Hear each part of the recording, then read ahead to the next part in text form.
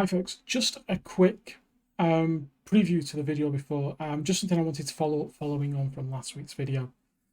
I would like to say that thankfully, and with a great lot of relief, as you will have seen from following the from the thread on the North American forum there, we've seen a huge amount of positive news from Wargaming, which is really good. Some really nice heartfelt apologies from both Evan and Genizer. And also now obviously Sub-Octavian getting involved as well. And things seem to be moving in a much more positive direction. There's still a lot of lessons to learn, I feel, in terms of the communication, but they have openly admitted that, which is great. So for me, I'm happy to sit back and just see what happens now. I hope you are as well. I think it's really good to see that Wargaming have done that. So that's enough of this little update from me on on that situation. I will see you all for the rest of the video. I hope you enjoy it. As always, if you haven't already, subscribe buttons down there. We're almost at that first 1,000 subscribers, which is, it's really exciting to build something again. So please do give us a hand, smack it, hit the like button if you enjoy it, and enjoy the video. Hi there, and welcome to my look at, I'm afraid, another ship that's not available in World of Warships. We are looking at the IGN Musashi. So, what can we tell you about this absolute monster at tier 9? First and foremost, IGN Musashi is the sister ship of the IGN Yamato at tier 10. And as a result, she shares a lot of things in common. They have a huge amount of armor and hit points. They have some of the most powerful guns in game. 460mm guns. That's 18-inch guns in triple turrets with a phenomenal sound. Pretty much anything they choose to shoot at, they're going to pen and do damage to. She has numerous special camos available to her. The one you see on my ship currently is the Azure Lane Musashi. There is another one as well, which was a yellow tick. I haven't got that version. She's also got her normal Type 10 camo as well. She's commanded by Shiro Otika, one of my spare captains I have knocking about. And, you know, I really do actually enjoy playing this ship quietly away to myself. When you're top tier against tier 7s, this thing really kicks. So, concealment-wise in my build is 15.7, which isn't great, but considering that we have a range of 26.5 kilometers, gives us a 10-kilometer stealth firing range pretty much. You notice she doesn't have much in the way of secondaries and much in the way of AA, unlike her Yamato sister ship. That's because the variant that we see, because the variant that this is based on is a pre-refit. Yamato did actually get a major AA buff and refit, which is the variant you see at tier 10 in game. She has a huge amount of HP, one of the best torpedo protection bulges in the game at 55% reduction, which means that if you get hit by a full salvo, for example, from a Kitakaze or a Shimmer, while it is going to inflict significant damage, there is a chance that through damage saturation and that on that torpedo belt, you might be able to survive where other ships wouldn't.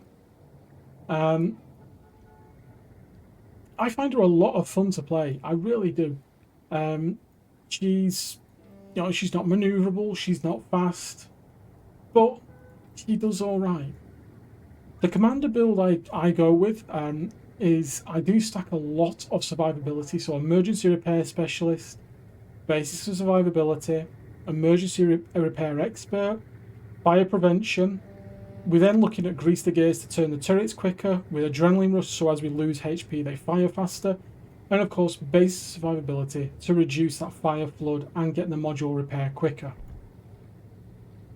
In terms of my equipment, I don't run her as a range mod, I run her with the reload mod, with the Cole damage control modification party, the damage control system mod 1, the aiming system mod 1, and of course damage control system mod 2 and concealment. I don't run spotter, but I do run fighter. Personal preference, I don't like the view from the spotter plane. I've said it before and I'll say it again. So that's how I have my Yamato set up. She's a really nice, interesting ship. Unfortunately, you're probably only going to be able to get it in either a loot crate or something like that, which is a shame. But, you know, she's a cracking ship. In terms of her history, as we know, she is the sister ship of Yamato, one of the 3 Yamato-class battleships that were done, although the second wasn't completed as a Yamato-class. That was the Shinome, and she was actually finished as one of the world's largest aircraft carriers at the time. Although she was so secretive and she was only seen for briefly by through the snorkel of the submarine that sunk her, that she's almost spoke of in hushed tones. So, the Musashi is named after a former Japanese province. Absolutely huge thing. Finished in around about mid-1942. She was the flagship of the combined fleet, and just spent the rest of the year working up. She transferred to TcFreer in early 1943, and actually went on several sorties, where she unsuccessfully searched for the American ships. She was then torpedoed in 1944 by an American submarine. She was forced to return to Japan for repairs, during which, obviously, like we said, her and her sister had her AA buffed massively. She was present during the Battle of the Philippine Sea, but she didn't come into contact with any of the American surface ships. Then, during the Battle of Leyte Gulf, she was sunk by an estimated 19 torpedoes and 17 bomb hits from carrier-based aircraft on the 24th of October 1944. Half of her crew were rescued, and her wreck was found very recently in March 2015 by Paul Allen and his team. One of the interesting things I find about the history of the Yamato-class battleships is when you go looking for it, you'll notice that a lot of the pictures that you find are very sparse, and often the Yamato and the Musashi pictures, they're often interchanged. The reason for this, which it's still baffling to this day for a lot of people as well, is the fact that once war was commenced, and it was coming to the end, Japan didn't want anybody else to build such vessels. They didn't want the plans and the things to go out with them. And so as a result, she was, they removed all traces of these ships and her planned predecessors, Project A510, Shikishima. So nothing remains save for a couple of hush pictures, which are available. You can see some of them on Wikipedia and things like that. It's phenomenal that such a large ship just literally disappeared. The 24th of October, with her being sunk by the US fleet carriers, also marks a substantial turning point in naval conflict and the balance of power within the fleet. Prior to this, the power of the fleet had been defined by its number of battleships, dreadnoughts, the great giants of the sea. However, with the onset of these and following from this is the point where we see the aircraft carrier become the dominant power within a nation's fleet, and its strength measured by how many aircraft carriers it can muster. So while they are both phenomenal feats of engineering and design, and clearly the largest, most powerful battleships ever that were put to sea and used, they also are dinosaurs as well to a degree. They mark the end of the battleships as the principal capital ship of a navy. So it's rather sad that that's the case. Coming up for you in the replay, I'm very, very honoured to welcome Diurach to my YouTube channel. Diurach is a World of Warships streamer. He's a great friend. He's a member of the Bobs and Friends stream team.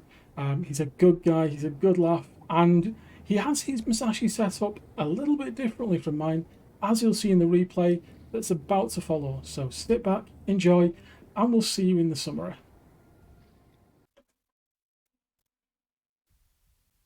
Hi guys, and welcome to the replay section of this Musashi review.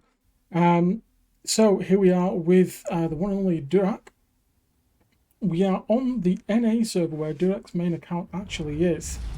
And as we can see, we are on the Northern Lights domination match.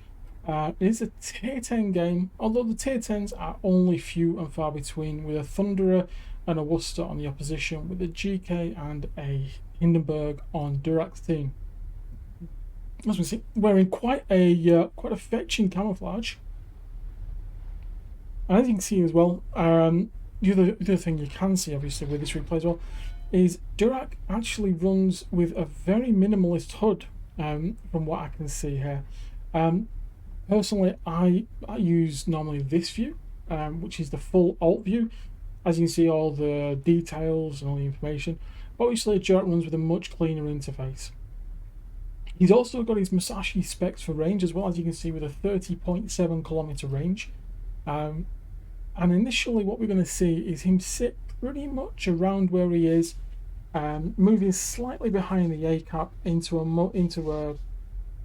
on the line of the 3-4 line. So he's got shots to assist both over to Delta cap, Charlie cap, as well as down into B. Keep your eyes on the ZF6. You can see moving down the 2 line at the minute. That guy's pretty special in this replay. So we are going to just let this carry on for a little while, and we will be joining the game as it gets a little bit more intriguing. There's a Heisen and a Freddy being spotted just down there, with a Rune, a Fletcher, and a Lepanto.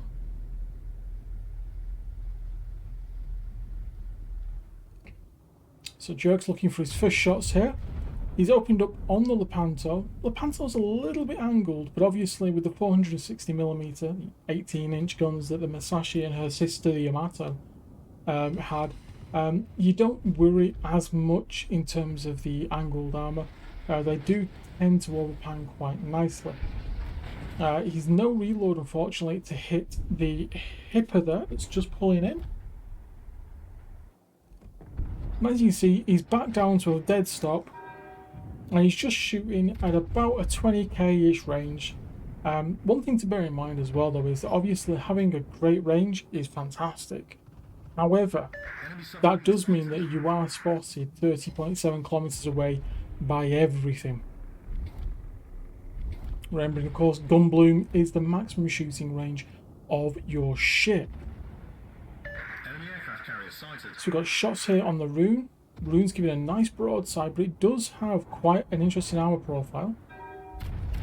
Shots out from the forward turrets there. His rear turrets are looking again at the Lepanto. Enemy destroyer sighted. One pen, one overpen there on the Rune, but the Rune does get a wallop from somebody else across the map. And he gets a further bounce on the Lepanto. As you can see now, he's slowly backing away as well, holding this location.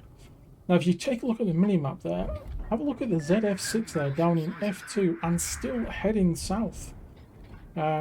He is getting into a really dangerous position for the opposition there, really pushing very aggressively. We've lost our kid to the MU Worcester. Unsatisfactory salvo there for Diurach on the broadside of a Lepanto. I'm sure he was expecting a better engagement there, but unfortunately, one pen, one overpen. We're just getting warmed up though. The Lepanto is coming to a dead stop though to go astern, which means that Diurach can aim for the just behind the rear turret and get a nice broadside smack on the Lepanto when it's in its most vulnerable manoeuvring position. 2 citadels, 4 penetrations, nicely done. Lepanto is out to Diurach. That's his first kill of the game so far. This game is over rather quickly. Spoiler alert there. Moving forward now just a little bit. Now you see, we've got the Hipper, the Heisen, and the Rune all behind the island there, all being spotted by that little ZF6 down there. That ZF6 is in a really, really dangerous position for the opposition. He's spotting them, he's able to put torpedoes into them from an awkward angle to deal with. And in order for them to look to approach and deal with him, they have to actually give themselves pretty much, give up their broadside positioning for Diurach here in his Musashi, the Iowa behind him, and the Hindenburg behind him as well.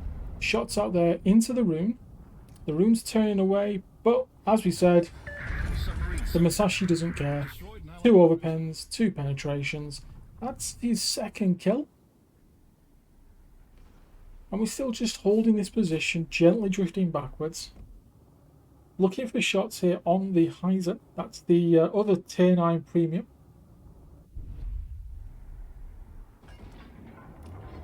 Heiser is a little bit angled, so unfortunately these shots are not going to be as effective as we'd hoped. They're still pretty good though. Or maybe not. Shoots the rear turret and starts to advance forward. Our friendly TcFreer there, unfortunately, decides that Mr. President, please get down for Diurach. He's just holding his shots, waiting to get them on the Heisen. The Heisen's turning, giving a very nice broadside here to Diurach. Unfortunately, the Heisen's disappeared. Diurach shots arrive. 2 pens and a Citadel is all that he needs to sink the Heisen. There's his 3rd kill. Keep an eye on this kill counter because it's rising pretty quickly. As we can see, there's a Hipper off in the distance there.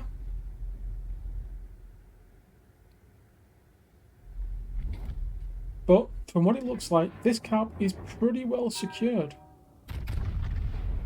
Shots out towards the Hipper there from Diurach.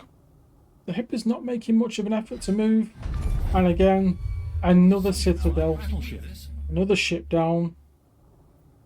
4 Citadels, 4 kills, 100,000 damage.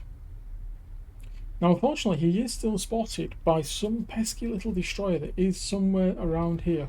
As we can see on the minimap, the Fletcher and the Oland were last seen capping C in this area. So you've got to be careful. He is looking for the lovely shots over on the Thunderer, potentially here going for a very long-range sniping shot. He's edging forwards. Still no sign yet of this. Looking for shots here on the Iowa, who's backing up. He's been spotted by something as he's pulled the trigger, so there is potentially a destroyer or a cruiser somewhere nearby that has eyes on him. Shots out going on to the Iowa. They look grouped quite nicely, but unfortunately just 1 overpen. Fletcher has been spotted right there, 4.7 kilometers away from him. Looks like he's trying to come around the island to do something. So Diurach has ramped up his speed to full ahead. Again, slowly heading forward. One of our teammates down there, the Italian, I think, has got his radar activated, as you can tell by the overhead marker.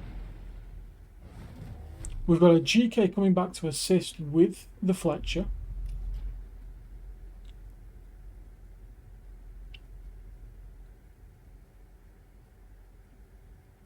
Diurach has his guns loaded. There's the torpedoes from the Fletcher. That's only 1 set though. The Fletcher does have 2 sets of torpedoes. The secondaries are working it over, and there we go. The Hindenburg actually gets a fire burn on the Fletcher and takes him out. So Diurach is now capping the Charlie cap. He's moved in and over nice and slowly. He's looking for shots here on the Iowa. He's also aware of the Oland in that position as well. All guns loaded. It's at this point where the enemy Worcester is spotted, and that is a much more juicy target for him. Takes a little bit of time to aim, sets them up, sends them quite nicely spread. And there we go, a single Citadel and 2 penetrations, landing 21k of damage on the Worcester there. 14 seconds on his reload, so he's just hanging on for that reload. The Worcester has opened up on him. He's looking for shots here into the Iowa. Iowa is sat at 34k, full salvo out. The Iowa isn't making much of an effort, and there we go. Second wing, Confederate, devastating strike, and his Kraken unleashed, 159k. You may have noticed by the tracers that Diurach is actually running the Yamato Captain. As a result of him running the Yamato Captain, that means he's got an extra heal. He's got a permanent small heal that runs all the time as well now. The fire doesn't last, won't be doing as much damage, and you know he's activated that simply by a bit of nice calm play. He's now got a lovely broadside here at the Thunderer. It is a little bit angled, but nothing really that these guns care about. A tactical stop there, using the island as a quick halt. Again, doing something that I need to practice more of, and just not pulling that repair button too quick. Allowing the fire to burn, not worrying about it, because fire damage can be healed back. And as you can see, he's now also got high caliber as well, with 183k of damage. Our friendly destroyer there has laid a smoke screen from us. That the ZF6 has played an absolute blinder. Nice shots again. Currently no citadels on that Thunderer. The Thunder is slowly going down. Another fire though on Diurach. Fire. And the Thunderer is just about to go down to the ZF6. End of the game. Let's see the post-game stats.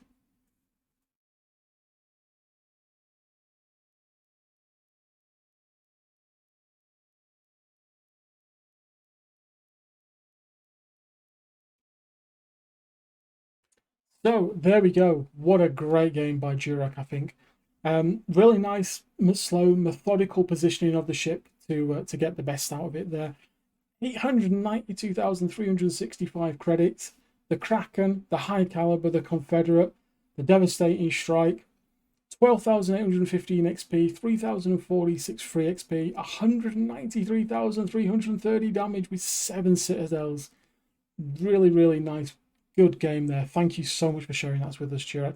And it really does show the Musashi off as well. The fact that I play her with reload and with gun traverse, and yet you can also play her in a completely different setup and get results that are just as good as well.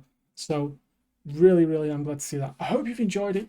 Thank you for watching as always. If you haven't already, smack that subscribe button. It helps massively. And if you enjoyed it, comment below and tell me what you think as well. And do you wish the Musashi was still in the game? Would you still get her if she was available? Anyway, thanks for watching the video, guys. I hope you've enjoyed it. As always, more videos to follow every Tuesday at 8 AM GMT time. And thanks very much. See you all in the next one. Bye, guys.